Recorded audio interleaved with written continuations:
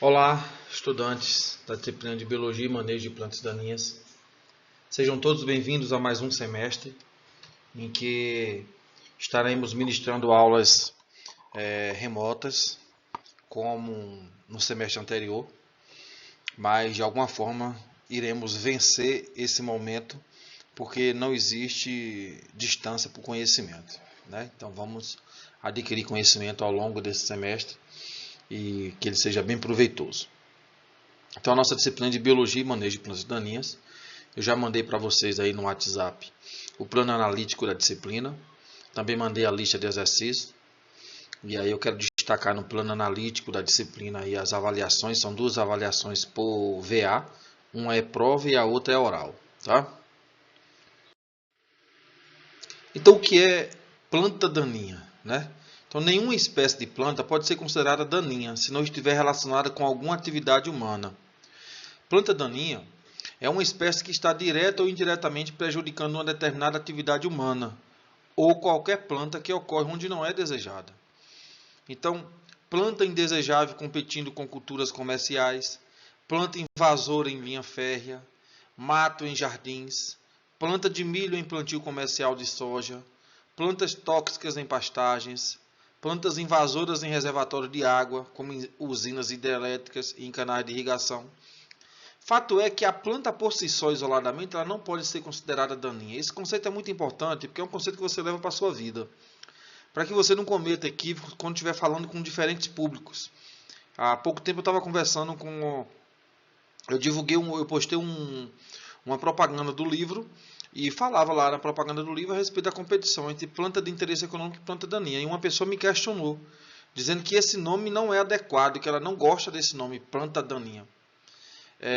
Apesar da pessoa não gostar, né, do nome, o nome é esse mesmo, né, planta daninha. Mas a questão não é colocar a daninha, o nome daninha, ele se refere mais ao contexto em que a planta está inserido do que a planta em si. Então, o termo daninha quer dizer que é danoso a uma atividade, é danosa a tal situação. Fato é que essa qualidade daninha ela não pode ser dada à planta isoladamente, porque a planta por si só ela não é daninha.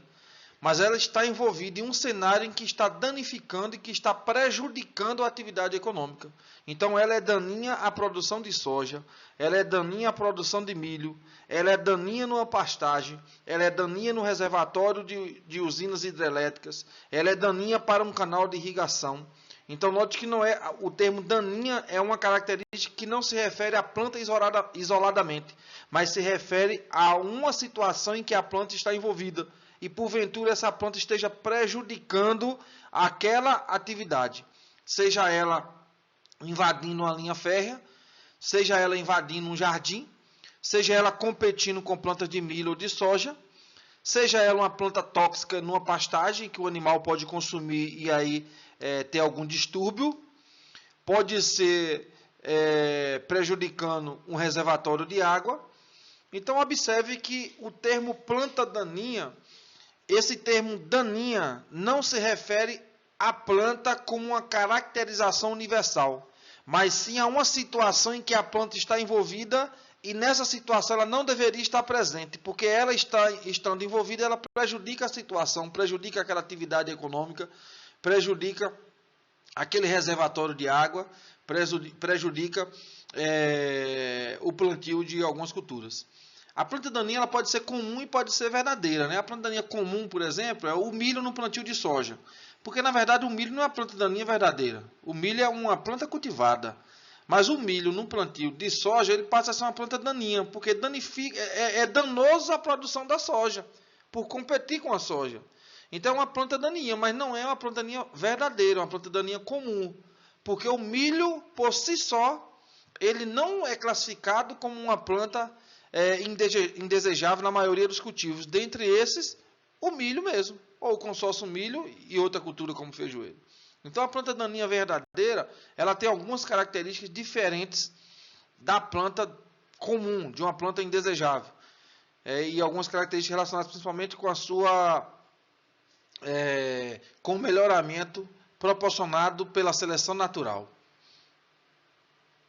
Então, observe aqui, ó, a espécie de plantas aquáticas identificadas nos reservatórios da Light em Piraí, no Rio de Janeiro. Então, algumas plantas indesejáveis no reservatório. Então, observe que muitas vezes o controle de planta daninha não é específico ou não é restrito ao solo, né, em cultivos comerciais, mas também em reservatórios de água, como nós já tínhamos mencionado há poucos minutos atrás. Então vamos falar fazer um breve histórico sobre o surgimento da planta daninha, né? Acredita que o período neolítico de 15.000 a 10.000 anos antes de Cristo representa os primórdios da agricultura. A origem das plantas daninhas coincide com o fim da vida nômade do homem e início da agricultura. No período neolítico, o homem foi abandonando a caça e iniciando a domesticação animal e a agricultura. Ocorreu gradativamente a substituição de técnicas com as mãos para o uso de instrumentos rudimentares. O cultivo ocorria em terras úmidas de boa fertilidade, próximas aos rios, né? O controle de plantas daninhas ocorria basicamente pelo arranquio manual das mesmas. Então, esse é o primeiro método de controle de planta daninha, o arranquio manual, tá? Que perdura até hoje. Muito comum em jardins, em hortas. O uso de técnicas de irrigação ao longo dos rios Eufrates e Tigre, na Mesopotâmia, e do rio Nilo, né, no Egito, marca o início da agricultura estabilizada. Não o início da agricultura, mas da agricultura estabilizada. Da agricultura, aí coincide com a passagem da vida nômade para a vida sedentária do homem. Quando o homem deixou de viver da caça, da pesca, quando ele deixou de viver de ambiente em ambiente, quando os recursos se esgotavam ali, ele ia para outro ambiente, depois ia para outro, e quando a natureza se renovava em termos de recursos, ele voltava para aquele outro ambiente, e aí ficava girando ou andando em busca de alimento.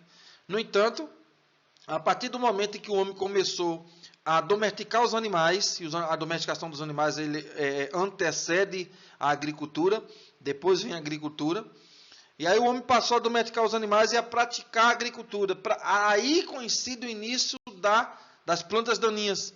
Porque como que uma planta, e aí o conceito que eu falei no slide anterior, ele fica bem em consonância com isso. Como que uma planta pode ser considerada daninha se não tem nenhuma atividade que ela possa danificar? Entendeu que o termo daninha está relacionado com a atividade e não com a planta em si? Então a planta ela existia, só que o homem não praticava nenhuma atividade agrícola, então a planta não era daninha.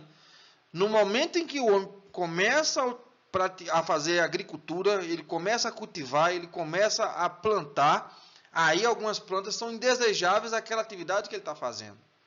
Então observe que por volta do período neolítico, 15.000 a 10.000 a.C., coincide esse período, inicia-se esse período da passagem da vida nômade para a vida sedentária, e com isso, para o homem ser sedentário, ele passava a ter que produzir seu próprio alimento, não mais ficar vivendo de caça e de pesca, e na necessidade de produzir o próprio alimento, o homem domesticou animais e começou a praticar a agricultura. No entanto, por volta de 6.500 a.C., né, já nas margens dos rios Tigre, Eufrates e Nilo, a agricultura já se tornou estabilizada, né, com algumas técnicas já de manejo. Quero destacar também, né, o arranquio manual, né, que é o principal método de controle de planta daninha, que perdura até hoje em algumas situações. Os primeiros instrumentos agrícolas foram criados em 6.000 a.C. Era uma enxada em V, com o uso de árvores e ponta de pedra afiada ou bronze. A foice criada em 3.000 a.C., arados traçados por animais criados entre 1.000 e 500 a.C., marcam o início do controle de plantas daninhas na antiguidade. Então, nós já estamos falando de um caminhar para a modernidade, né? Escrituras romanas do primeiro século, depois de Cristo, aqui nós já não estamos falando antes de Cristo, sim depois, citam que a produção de milho seria reduzida drasticamente sem o devido cuidado com o controle de planta daninha. O rei da Escócia, Alexandre II, entre 1214 e 1249, promulga um estatuto que previa penas para os produtores que utilizassem semente de baixa qualidade, com presença de grãos de plantas daninhas. Então você nota que já está se pensando, né, em utilizar sementes de alta qualidade, coisa que hoje é rotineiro na nossa agricultura. Mas note que já se pensava assim, em 1214. Ó. Então Note que houve aqui um caminhar para o controle da planta daninha, houve um caminhar para que a agricultura fosse desenvolvida. E essa agricultura ser desenvolvida passou por várias técnicas, dentre elas o controle de plantas daninhas. Então aqui uma figura que mostra mais ou menos como que era a enxada, né? Então instrumentos de pedra substituídos posteriormente por metal. Então observe aí, não difere tanto em formato da enxada que nós costumamos ver hoje, né? Se pensarmos na quantidade de anos em que ocorreu essa evolução, mas de fato ocorreu essa evolução e nossa enxada é um pouquinho diferente, não tanto, mas um pouco diferente. O controle de plantas daninhas com o uso de ferramentas rudimentares persistiu por muitos séculos. Em 1971 surgiu o conceito de semeadura em linhas com o uso de implementos tracionados por cavalos. A tração animal ocupa importante espaço na história da agricultura e representa um avanço da agricultura. Então, se nós pensarmos no início da agricultura, em que o homem arrancava com as mãos, o uso de enxada já é um avanço para a agricultura. O uso da tração animal para revolver o solo e, de alguma forma, controlar as plantas daninhas, isso é um avanço da agricultura. Então, representa um avanço da agricultura primitiva, por ser historicamente uma atividade mediana entre atividades rudimentares e o uso do trator agrícola. Em 1837, John Deere construiu um arado de aço que permitiu que áreas inutilizadas nos Estados Unidos fossem cultivadas. O arado, além de preparar o leito do solo para a semeadura, também propiciava o enterro de plantas daninhas. Apesar da intervenção do trator em 1850 ser um marco na agricultura, o controle mecanizado de planta daninha, de forma mecanizada, somente ganhou importância em 1920, né? 70 anos depois, né? Desse 1850 aí.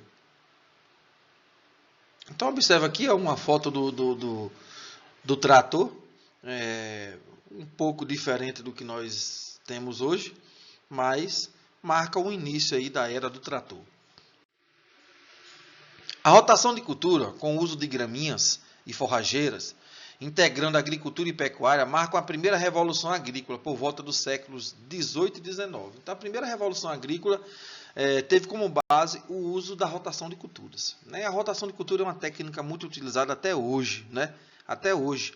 Tem muitos fundamentos, muitos princípios importantes para a fertilidade do solo, para o controle de pragas e doenças e para o controle de plantas daninhas também.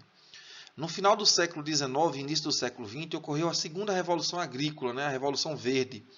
E aí eu quero te dizer que a Revolução Verde ela não é representada pela irrigação, ela não é representada pelos fertilizantes, ela não é representada pelos herbicidas, ela é representada pelo conhecimento. A Revolução Verde é representada pelo conhecimento.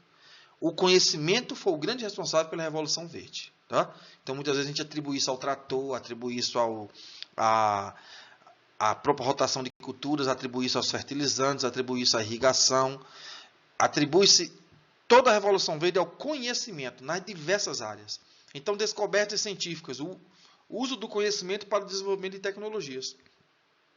Então, o uso do conhecimento para desenvolver tecnologias foi o grande marco da Revolução Verde. E aí algumas ações, alguns manejos, algumas tecnologias geradas pelo conhecimento se destacam, como o uso de fertilizantes químicos, o uso de motores de combustão interna, o melhoramento genético, desenvolvimento de substâncias com propriedades herbicidas, redução da rotação de cultura. Isso é um marco, tá? É um marco que representa vantagem? Não, representa desvantagem em relação à primeira revolução agrícola. Mas caracteriza na Revolução Verde, na segunda Revolução Agrícola, reduzir a rotação de cultura. Ocorreu essa redução. Não era um princípio, mas aconteceu, foi um marco. Redução do uso da adubação verde e esterco, separação da produção animal da vegetal, desenvolvimento de sistemas intensivos de produção. Então, se nós pensarmos, a própria descoberta dos fertilizantes e o uso de fertilizantes nos leva a pensar em menos utilização de adubo verde e esterco, que hoje a gente sabe que não se deve abrir mão, né? O controle químico de plantas daninhas iniciou-se com substâncias inorgânicas. Então, o controle químico começou com substâncias inorgânicas. O cloreto de sódio foi a primeira substância química utilizada no controle de plantas daninhas. Existem relatos em Roma, em Minas Gerais, após a morte de Tiradentes, do uso do NaCl. O NaCl foi recomendado em 1854 na Alemanha, no final do século XIX, nos Estados Unidos. O controle da vegetação nas ferrovias era feito com 49,4 toneladas de NaCl por hectare. Aí você imagina, o solo fica praticamente inutilizável, né? Com uma quantidade de sal dessas jogando em cima do solo. Controlava a planta daninha, mas também, grosseiramente falando, matava o solo. O uso do NaCl caracteriza-se pela aplicação de altas doses, o que causa contaminação do solo e da água. O sucesso no controle químico de plantas daninhas iniciou-se com o herbicida 2,4-D. Em meados da Segunda Guerra Mundial, em 1943, iniciava-se aí a era química da agricultura. Aí iniciava-se a era química da agricultura. Quais eram as principais características do início do controle químico? O uso do NaCl em grandes quantidades, que prejudicava o solo e prejudicava também os reservatórios de água. No entanto, foi a partir do 2,4-D que iniciou-se a era química da agricultura. Então, o controle químico de plantas daninhas era realizado com altos volumes de produtos. A partir de 1950, foram desenvolvidos equipamentos de alta precisão para aplicações em baixos volumes. As plantas daninhas de folhas largas foram controladas pelo 2,4-D, mas faltavam herbicidas para folhas estreitas. Então, na década de 50, os herbicidas TCA e Dalapon surgem, mas com uso em altíssimas concentrações. As primeiras pesquisas foram capazes de identificar a sequência de eventos desde a aplicação até a morte da planta daninha. É o modo de ação. Então, toda a sequência de eventos que ocorre desde a aplicação do produto até a morte é modo de ação. No entanto, na maioria dos casos, não se conheciam os locais de ação dos herbicidas nas plantas. Aí é mecanismo de ação. Todo o processo que ocorre da aplicação até a morte é o modo de ação. Agora, onde o herbicida atua na planta é mecanismo de ação. Aqui, ó, eu baixei o artigo científico aqui lá na Bragante, 1957, o Dalapon no combate ao sapé. Então, apresentou um novo produto herbicida de ação sistêmica que se revelou promissor no combate a graminhas. Trata-se do ácido 2,2-dicloropropiônico, que é apresentado como sal de sódio, inicialmente com a concentração de 68% do produto ativo, sob o nome comercial de Dalapon. Em relação a outros compostos que até então eram conhecidos para combate a graminhas, difere o Dalapon pela sua capacidade de penetração nas folhas e translocação nos tecidos, apresentando-se aquela ação predominante sobre a absorção pelas raízes. O sal de sódio se apresenta sob a forma sólida, sendo facilmente solúvel em água, que é o veículo para a sua aplicação. Então, eu não sou muito de ler slides, mas é uma nota histórica aí, né? Você pode observar aí, ó, recebido para publicação em 11 de junho de 1956. Então, nós estamos falando de história, né, das plantas daninhas. Então, nós não podemos deixar de ler um texto desse tão importante do ponto de vista histórico, né? O mecanismo de ação de alguns herbicidas é totalmente desconhecido e gera discussão profunda. O 2,4-D, por exemplo, estudos sugerem que o metabolismo de ácidos nucleicos e os aspectos metabólicos da plasticidade da parede celular são seriamente afetados. Acredita-se que estes produtos interferem na ação da enzima RNA polimerase. Até hoje não se tem claramente, de forma consistente e convincente, onde o 2,4-D atua e por que ele mata. Com o passar do tempo, buscou-se produtos altamente específicos e inibidores de enzimas alvo no metabolismo. E aqui alguns mecanismos de ação de herbicidas muito específicos. Inibidores da acetolactato sintase, inibidores da acetilcoenzima A carboxilase, inibidores da vulgo ACCase, né? Aí tem o herbicida glifosato, inibidores da fotossíntese. O conhecimento é o principal responsável pelo avanço da agricultura ao longo dos anos. Não é a fertilidade do solo, viu? Não é a irrigação, não é nada isoladamente. É o conhecimento que nos levou a todas essas descobertas, a todas essas tecnologias que foram geradas. O desenvolvimento de produtos químicos superou a necessidade de mão de obra. Então, à medida que os produtos químicos foram desenvolvidos, passou-se a necessitar de menos mão de obra. Segundo o IBGE, em 2005, um brasileiro produzia alimentos suficientes para alimentar 21 pessoas, sem considerar a produção de hortaliças. enquanto na pré-história o homem não produzia alimentos sequer para se sustentar. Então o homem nômade ele não produzia alimentos nem para se sustentar. No entanto, em 2005, segundo o IBGE, um brasileiro produzia alimentos para 21 pessoas. Então, só para você ter ideia do que o avanço da agricultura proporcionou. E isso tudo se deve ao conhecimento. Agora vamos falar um pouco da biologia e identificação de plantas daninhas, né? É necessário conhecer a biologia da planta daninha que deseja controlar. O desconhecimento tem levado à adoção de práticas inadequadas. É importante identificar os mecanismos que tornam as plantas daninhas competitivas.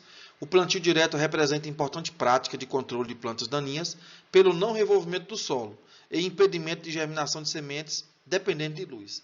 Então é importante conhecer a biologia da planta daninha.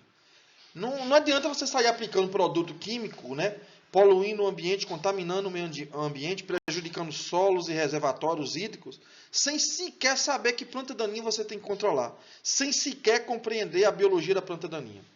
Nós vamos dedicar um tempo nessa disciplina para a gente conhecer as plantas daninhas.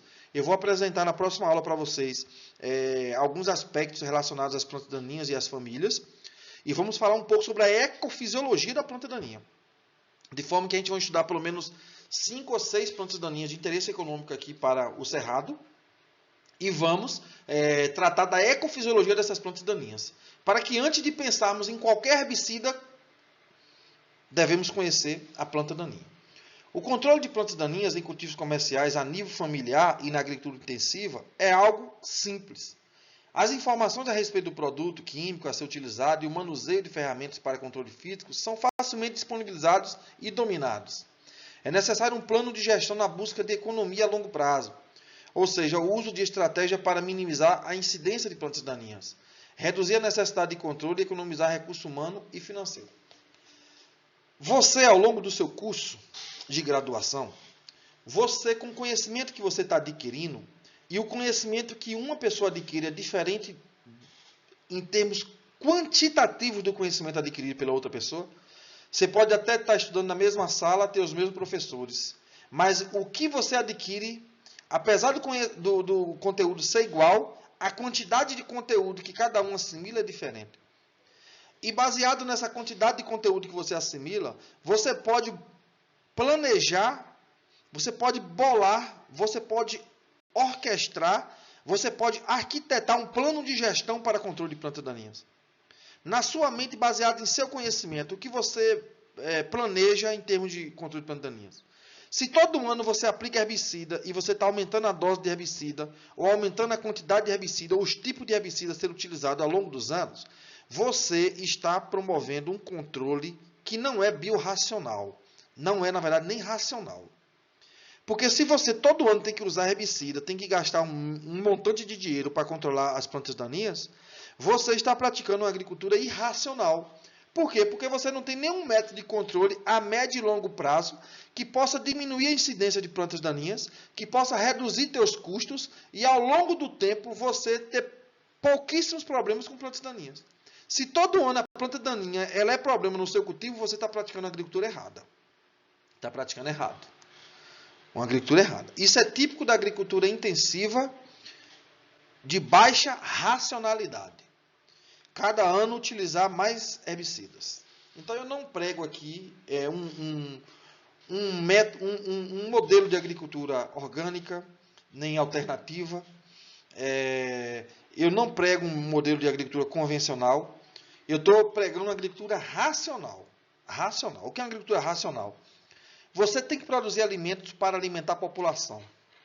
Qualquer coisa fora disso nos leva à fome. Então a gente tem que produzir alimento. A tecnologia gerada é para ser usada. A herbicida foi gerada, é para ser usado. Foi testado pelos órgãos relacionados à saúde, pelos órgãos governamentais. Tecnologia gerada é para ser usada. No entanto, é para ser usada de forma racional. O herbicida não pode ser uma dependência. Você não pode depender de herbicida todo ano, a todo instante você tem que usar herbicida. E se todo ano você tem que controlar a planta daninha e tem que aumentar o montante de herbicida utilizado, você está praticando uma agricultura irracional. Porque existe plano de gestão que você adota tudo no curto prazo. Você pode adotar tudo no curto prazo. Então você imagina um sistema de... Você está tendo um plantio de soja e você tem um problema com 3 tipos de plantas daninhas. E aí, ao longo do tempo, você observa o seguinte: das 3 plantas daninhas, você observou que 2 delas, ou as 3, elas são sementes que precisam de luz para germinar. Se elas precisam de luz para germinar, o plantio direto já vai impedir a germinação de algumas dessas sementes. Se essas plantas daninhas elas têm alguma vulnerabilidade à variação do pH do solo, o próprio controle do pH do solo já pode controlar uma ou outra. Isso é tudo, são coisas adotadas no curto prazo, que têm efeitos no curto prazo. No entanto, existem outros métodos adotados no curto prazo que têm efeitos no médio e no longo prazo. Ao longo dos anos, pode-se fazer um controle de plantas daninhas através de uma cobertura verde, uma cobertura morta no solo. Essa cobertura, além de aumentar a fertilidade do solo, aumentar a matéria orgânica e poder gerar economia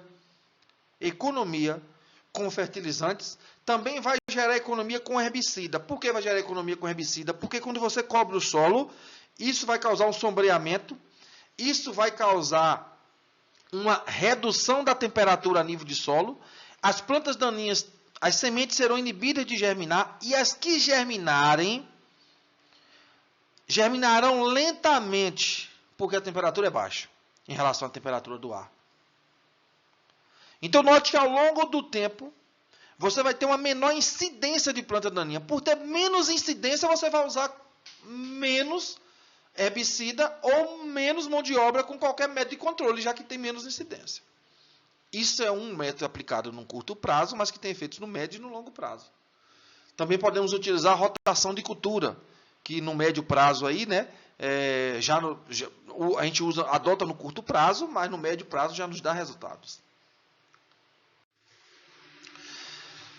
Então, as mono e as dicotiledôneas, né, essas duas classes englobam aproximadamente 170 mil espécies, incluindo quase todas as plantas daninhas. São cerca de 30 mil plantas daninhas nessas classes, sendo ao redor de 1.800 consideradas nocivas de interesse econômico para os cultivos agrícolas. Prejuízos causados pelas plantas daninhas, né, os prejuízos diretos. Estima-se que de 20% a 30% do custo de produção de uma lavoura se deve ao controle de plantas daninhas. Note que é um montante considerável, é um montante alto. Se você adotar alguma técnica que reduza esses custos, você vai ter um lucro maior. A competição por recursos necessários para o crescimento e produção reduz a produtividade das culturas. As plantas daninhas tóxicas podem causar prejuízos à criação de animais pela morte dos mesmos ou redução da qualidade da pastagem. Redução da qualidade do produto final, picão preto junto às fibras de algodão, o capim carrapicho misturado ao feno. A não certificação de sementes em algumas culturas, né? caso tenha sementes de plantas daninhas. Tem culturas aí que a tolerância é 0. Prejuízos causados pelas plantas daninhas, né? Agora são os prejuízos indiretos. Menor valor comercial de algumas áreas infestadas por espécies de plantas daninhas. Hospedeiros de pragas e doenças. Então, diversas espécies são hospedeiros de nematóides. Maior custo com controle de pragas e doenças. Uso de mão de obra adicional e oneração do processo de produção. Obstrução de equipamentos e canais de irrigação. Abrigo para animais peçonhentos, né? Ali escondido embaixo de uma planta daninha, pode ter uma cobra. Ferimentos em trabalhadores, né? Principalmente as plantas daninhas com espinhos. Persistências de plantas daninhas. As plantas daninhas que não persistem são facilmente controladas pelo uso de técnicas adequadas. A persistência de plantas daninhas está relacionada à adaptação às variações no ambiente e apresenta algumas peculiaridades. Germinação e propagação. Então, a planta daninha altamente persistente, ela se propaga tanto por semente quanto vegetativamente. Além disso, a planta daninha persistente, ela pode germinar em condições desfavoráveis para a planta de interesse econômico germinar. Que condições são essas? Profundidade. Tem planta daninha que germina até com 20 centímetros de profundidade. A semente estiver a 20 centímetros de profundidade. Estabelecimento, crescimento e desenvolvimento. As plantas daninhas apresentam um rápido estabelecimento porque tem alto investimento em sistema radicular. Quando ela investe rapidamente no sistema radicular, passa a explorar o maior volume de solo. Explorando o maior volume de solo, absorve água e nutrientes suficientes para custear o crescimento da parte aérea. E uma vez crescendo a parte aérea e alcançando a luz, e se estabelecendo primeiro que é a planta de interesse econômico, o controle já é mais difícil. Produção de sementes viáveis. Então, as plantas daninhas produzem muitas sementes. Tem plantas daninhas que produzem 200 mil sementes. E muitas delas são viáveis. Além disso, existem plantas daninhas que apresentam alta viabilidade das sementes. Significa dizer o quê? Quando passa por condições favoráveis, a semente ainda se torna viável. Tem semente que pode ficar meses submersas, embaixo d'água. Quando secar, ela germina. Tem sementes que passam pelo trato digestivo do cavalo ou do bovino e logo depois que defeca, essa semente pode germinar. Além disso, a disseminação pode se dar pelo vento, pela água, por pássaros. Então, existem diversas formas de disseminação que faz com que a planta daninha ela perpetue no ambiente. A propagação vegetativa é um importante mecanismo de sobrevivência. E ela pode se dar por raízes, rizomas, tubérculos, etc. Os propágulos possuem como característica a dormência e as reservas. Então, essa reserva é extremamente importante nos propágulos. Tá? As plantas daninhas, que são originadas de sementes e também propagação vegetativa, são altamente persistentes pela alta capacidade reprodutiva. Então, sorgo alepense por rizomas e sinododactylon por estolões. São os exemplos aí. As plantas daninhas que reproduzem por sementes e propágulos são de mais difícil controle. Se a propagação ocorre por sementes e vegetativamente, o controle é mais difícil. Por si só já é mais difícil o controle da planta daninha. Pois alguns herbicidas possuem efeitos nas sementes, que são depositadas nos solos, mas não são tão eficazes nos propágulos. A disseminação da planta propagada vegetativamente é muito rápida pela capacidade de um único propágulo resultar em elevado número de plantas. Olha o exemplo aqui da tiririca, Ciperus rotundus. Apenas um tubérculo, em 60 dias produz 126 tubérculos. E cada tubérculo produzido possui cerca de 10 gemas, que, quando separadas, cortadas, no momento do cultivo do solo, podem gerar mais de 10 plantas. Além de tudo isso, essa planta produz centenas de sementes viáveis. Olha o problema que a tiririca causa. Só por essa informação aí em negrito, você tem noção do problema que a tiririca causa. Normalmente, as plantas daninhas produzem muitas sementes, o que assegura dispersão e perpetuação. As sementes representam importante porta de entrada de herbicidas. A germinação das sementes depende de fatores como água, temperatura, O2 e luz em algumas espécies. A dormência é um potente mecanismo de perpetuação da espécie. Uma vez que a semente está dormente, imagine que o herbicida ele controla as plantas daninhas que estão com 3, 4, 5 folhas, mas ele não tem uma ação efetiva na semente. Então, as sementes que não germinaram e permaneceram dormentes garantem a perpetuação dessa espécie, a manutenção dessa espécie daninha. Essa dormência pode ser primária, as sementes adquirem a dormência quando ainda estão ligadas à planta-mãe, durante o processo de maturação, ou a dormência pode ser secundária, as sementes adquirem a dormência quando liberadas da planta-mãe. A aquescência é um processo que impede também a germinação, mas não é dormência. Porque a dormência é algo interno, é interno na semente, é algo intrínseco à semente que impede ela germinar. Já a aquescência trata-se de um repouso metabólico da semente, em função das condições externas desfavoráveis. Note que o que impede a germinação da semente na aquescência é um fator externo. Então, imagina aqui a situação de uma semente dormente. Ela está dormente e tem um tipo de dormência. Por ocasião do fator ambiente, luz, temperatura e potencial hídrico, há uma percepção e transdução desse sinal, uma repressão do metabolismo conservador da dormência, ou seja, o que mantinha a dormência é reprimido. Ocorre uma indução do metabolismo para quebra da dormência. Se a semente estivesse quiescente, logo após luz, temperatura e água adequada ocorresse, ela já germinaria. No entanto, como ela está dormente, note que as condições favoráveis não quebram a dormência, mas já induz a um metabolismo. E aí pode quebrar a dormência e a semente passar para uma semente quiescente. Quando as condições forem totalmente favoráveis, luz, temperatura, potencial hídrico, fatores químicos, ocorre a percepção e transdução do sinal, ativação do metabolismo germinativo e a germinação dessa semente. As sementes dormentes apresentam alguma restrição interna ou sistêmica à germinação. Tal restrição deve ser superada para que o processo germinativo ocorra. Uma semente quiescente é aquela que inicia e não completa o processo germinativo por existir insuficiência de fatores do ambiente e ou elementos externos tóxicos capazes de impedir a germinação. Então aqui nós vamos falar um pouco sobre esse processo de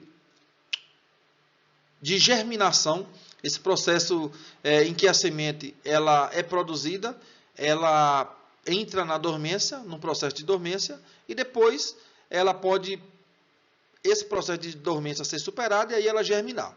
Então imagina aqui as fases do desenvolvimento da semente. A embriogênese ou histodiferenciação, que consiste em algumas características aqui, como a divisão e diferenciação celular, formação do embrião e formação do endosperma.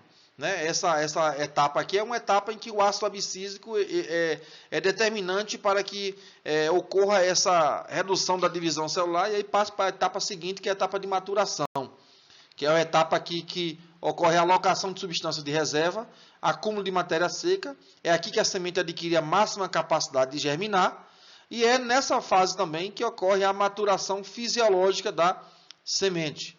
A terceira etapa é a etapa de dessecação, em que ocorre a perda de água, ruptura das conexões tróficas, ocorre a produção de proteínas LEA, né, que protege as membranas, e ocorre a produção de sementes ortodoxas ou recalcitrantes, sementes que toleram a dissecação ou que são menos tolerantes à dissecação. Então essa é a fase de produção de desenvolvimento da semente. No entanto, eu quero destacar que o ácido abscísico é um hormônio que muitas vezes ele atua no sentido de impedir a semente de germinar. Ele é um hormônio que atua no sentido de impor dormência na semente. Enquanto a giberelina é um hormônio que quebra a dormência, que muitas vezes acelera a germinação. Então aqui, como eu falei, a etapa seguinte que nós iríamos falar é a germinação. Então imagine que a semente lá ela não está dormente, né? O ácido abscísico ele teve uma ação, só que a dormência não foi suficiente, né? A ação do ácido abscísico não foi suficiente para a dormência, na verdade. E a ação da giberelina foi suficiente para induzir a germinação. Então a etapa inicial, né? A germinação a gente costuma dividir em 3 etapas. Uma etapa inicial é a fase 1 da germinação, aqui, ó, essa fase 1 da germinação, caracterizada por intensa absorção de água e intensa respiração. Intensa absorção de água e intensa respiração. Essa primeira fase. Então, a embebição é a entrada de água no interior da semente. É um processo físico, né? Governado pelo potencial matricial e potencial osmótico. A ocorrência da embebição necessita que os tecidos que envolvem o embrião sejam permeáveis à água. Então, se a semente estiver dormente e essa dormência for uma restrição do tegumento, que impeça a entrada da água, então a semente não vai germinar. Existem sementes com envoltórios impermeáveis, parcialmente permeáveis e totalmente permeáveis. Fatores que influenciam: água, oxigênio, temperatura, luz e hormônios. São fatores que influenciam a germinação. Então, na disponibilidade de água, a embebição apresenta, em muitos casos, uma curva trifásica. A fase 1, a fase 2 e a fase 3. Então, observe que são 3 fases. Como eu já falei da fase 1, então na fase 2, note que ainda ocorre um incremento da absorção de água, um incremento da respiração. No entanto, é menos acentuado do que na fase 1. Na fase 3, ocorre novamente um incremento acentuado da absorção de água e da respiração. É nessa fase 3 que ocorre a protusão da radícula e a germinação propriamente dita. Então, muitas vezes, em muitas etapas, em muitas sementes, é comum a fase 2 ainda ser reversível, a semente chegar até a fase 2 e ela não germinar. Inicia a germinação, o processo germinativo, e chega até a fase 2, mas não chega na fase 3. No entanto, a fase 3 é uma fase irreversível. Tá? É uma fase irreversível. Então, observe que existem condições favoráveis para a germinação da semente. Então, a gente precisa, de alguma forma, para controlar a incidência de planta daninha, trabalhar nas situações que desfavorecem a germinação das plantas daninhas. Então, uma dessas condições é a temperatura. Há necessidade de uma temperatura adequada para que o processo germinativo esteja ativado. Se não tem uma temperatura adequada, não é ativado. Então, podemos controlar a temperatura por uma cobertura verde no solo, por uma cobertura morta no solo, por uma palhada no solo. Podemos controlar também a disponibilidade de água para as plantas daninhas, porque em determinado momento em que o solo não está sendo cultivado, a gente pode de alguma forma controlar a água no solo, fazendo com que essa menor disponibilidade de água ou essa maior disponibilidade de água controle as plantas daninhas. Imagina que seja um local em que possa inundar. Se puder inundar, a própria inundação pode resultar na deficiência de oxigênio, e essa deficiência de oxigênio pode resultar na morte de algumas plantas daninhas ou no impedimento da germinação de muitas sementes. Existe na planta um processo chamado de gliconeogênese, né? Isso é muito comum na semente. Então, é o processo de conversão de triacilglicerol em sacarose. Então, o triacilglicerol é convertido em sacarose, muito comum em sementes oleaginosas. Então, observe que nesse processo, o triacilglicerol ele é convertido por várias reações, ou então o triacilglicerol, por várias reações, aqui reações de beta-oxidação. Depois o acetil-CoA sai daqui e entra nesse ciclo aqui, o ciclo do glioxilato. Então, tudo isso ocorre no glioxomo, é uma organela. Então, observe que todo esse ciclo do glioxilato resulta em succinato, que vai para a mitocôndria, sai o malato, que vai para o citosol e produz sacarose. E essa sacarose é extremamente importante. Por que ela é importante? Porque a sacarose, ela sendo respirada, produz ATP. E o ATP custeia a germinação da semente. Então, em sementes oleaginosas, é comum a reserva ser triacilglicerol, e esse triacilglicerol ele ser convertido em sacarose. Tá? Então, qual é a importância da semente armazenar óleo, armazenar triacilglicerol e não armazenar açúcar? Observe aqui, se nós compararmos o peso molecular da glicose com o peso molecular do triacilglicerol, com 3 palmitatos. O peso molecular da glicose é 162, do triacilglicerol 807. O número de carbono da glicose é 6, do triacilglicerol 51. Quando dividimos o peso molecular pela quantidade de carbonos, observamos aqui que o peso molecular por unidade de carbono é menor quando armazena óleo. Qual é a importância disso? Significa que a semente aqui tem menos peso por cada carbono armazenado. Significa dizer o quê? Que essa semente ela pode ser menor, pode ser uma semente mais leve. Então, isso facilita a dispersão da semente. Manejo do solo e equipamentos, né? O intenso manejo do solo, com o uso de grades, arados, plantadeiras e outros, podem levar as sementes de uma situação localizada para a generalizada, tá? Levar a semente de plantas daninhas de uma área para outra. O uso de herbicidas em plantios sucessivos tende a reduzir o banco de sementes de plantas daninhas no solo. As plantas daninhas persistentes ao uso constante de herbicidas geralmente adquiriram resistência. O manejo tradicional do solo com aração e gradagem tende a reduzir o banco de sementes. Por que reduz o banco de sementes? Reduz o banco de sementes do solo ao menos em 30% ao ano. Porque quando revolve o solo, as sementes elas são colocadas expostas e aí passam a germinar. E aí, à medida que essas sementes germinam, reduz o banco de semente. Aumenta a incidência da planta daninha e reduz o banco de semente. Enquanto no plantio direto, aumenta o banco de semente, porque elas não germinam muitas vezes, e reduz a incidência da planta daninha. O nível de compactação do solo interfere na disponibilidade de oxigênio e fluxo de água e compromete a germinação. É necessário poucas sementes viáveis de uma planta daninha para infestar uma área de plantio. Isso é muito grave. Os equipamentos podem levar consigo sementes de plantas daninhas de uma área para outra e inserir novas espécies. A cobertura do solo com espécies que promovam modificações químicas, físicas e biológicas pode atenuar a incidência, como falamos em alguns slides anteriores. Estratégias evolutivas, né? Durante o processo de evolução natural, diversos mecanismos lhe conferiram alta agressividade. Então, as plantas daninhas elas não foram melhoradas pelo homem, foram melhoradas pela seleção natural. E isso conferiu a ela algumas estratégias de sobrevivência. Algumas delas são órgãos que garantem o armazenamento de reservas, alta produção de sementes. O caruru pode produzir até 117 mil sementes por planta. A buva produz até 200 mil sementes por planta. Uma ampla dispersão das sementes, e nós colocamos ali que em algumas situações as sementes podem ser mais leves, por ter menor peso molecular por carbono armazenado. Manutenção da viabilidade em condições desfavoráveis. Essa espécie aqui, ela elas ficam viáveis, as sementes dessas plantas ficam viáveis após 54 meses submersas e mantêm a viabilidade se passar no aparelho digestivo de suínos, de bovinos, de equinos e ovinos. E somente não germinam se passar em aves, no aparelho digestivo de aves. É muita capacidade de manter a viabilidade. Capacidade de germinar em grandes profundidades. Corda de viola germina a 12 cm de profundidade. Amendoim bravo até 20 cm de profundidade. Mecanismo alternativo de reprodução, nós já falamos isso aqui. Falamos da propagação vegetativa e da reprodução por sementes. Rápido crescimento inicial e estabelecimento, também falamos aqui. Principalmente pelo desenvolvimento rápido do sistema radicular. Longevidade de dissemínulos. Sementes dessa espécie aqui e de erva formigueira com viabilidade de 10.600 anos respectivamente. Imagina uma semente se manter viável por 10.000 anos. Registrado na literatura. Desuniformidade no processo germinativo. A semente germinar de forma desuniforme garante a manutenção da espécie naquele ambiente. Persistência de plantas daninhas ainda. Vamos falar da classificação quanto ao ciclo.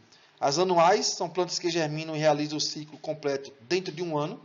As anuais podem ser de inverno, germinação no outono e inverno e morte no verão. E as anuais de verão, germinação na primavera e morte no outono. As bienais, plantas daninhas em que o ciclo completo ocorre em até 2 anos, geralmente o vegetativo no primeiro ano e o reprodutivo no segundo ano. E as perenes, são plantas que perduram por mais de 2 anos. Podem ser herbáceas, lenhosas, rizomatosas e tuberosas, com os exemplos aí à sua frente. Classificação quanto ao habitat. Pode ser terrestres, algumas são indicadoras de fertilidade, né? Aqui é o exemplo de um indicador de fertilidade. Podem ser de baixada, crescem melhor em solos orgânicos e úmidos. Aquáticas, são plantas que crescem em ambientes com elevado nível de umidade. Então as aquáticas podem ser marginais, podem ser flutuantes, podem ser submersas, livres, podem ser aquáticas submersas ancoradas e podem ser aquáticas emergentes. São indiferentes ao ambiente, né? Crescem em grande variedade de ambiente, tanto no ambiente alagado quanto no ambiente que não está alagado. E as parasitas que crescem sobre outra planta. Então vocês viram aí nas aquáticas, né, que plantas aquáticas que podem estar flutuando, elas podem estar totalmente submersas ou podem estar submersas com as raízes ancoradas